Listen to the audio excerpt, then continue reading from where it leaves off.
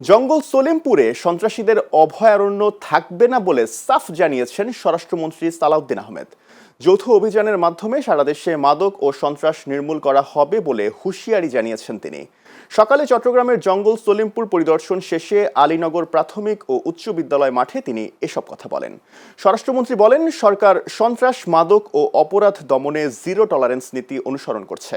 জঙ্গল সলেমপুরে কোনো সন্ত্রাসী গোষ্ঠীকে আশ্রয় প্রশ্রয় দেওয়া হবে না। স্বরাষ্ট্রমন্ত্রী জনগণকে মাদক ও সন্ত্রাস বিরোধী কার্যক্রমে সহযোগিতার আহ্বান জানিয়ে বলেন, সমাজ থেকে অপরাধ নির্মূলে প্রশাসনের পাশাপাশি নাগরিকদেরও ভূমিকা গুরুত্বপূর্ণ। সরকারের কঠোর পদক্ষেপের ফলে দেশে আইন শৃঙ্খলা পরিস্থিতির উন্নতির পাশাপাশি মাদক ও সন্ত্রাসমুক্ত সমাজ গঠনে ইতিবাচক অগ্রগতি হবে বলেও আশা প্রকাশ করেন মন্ত্রী।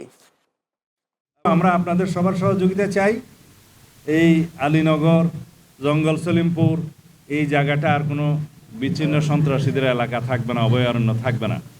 এর আশেপাশে দুইটা পাহাড় টিলা শ্রেণী আছে, একটা হচ্ছে বেতুয়া আর একটা চা বাগান। এই এরিয়াতেও সন্ত্রাসীদের আনাগোনা আছে বলে আমরা জানতে পেরেছি। এখান থেকেও তাদেরকে উচ্ছেদ করা হবে।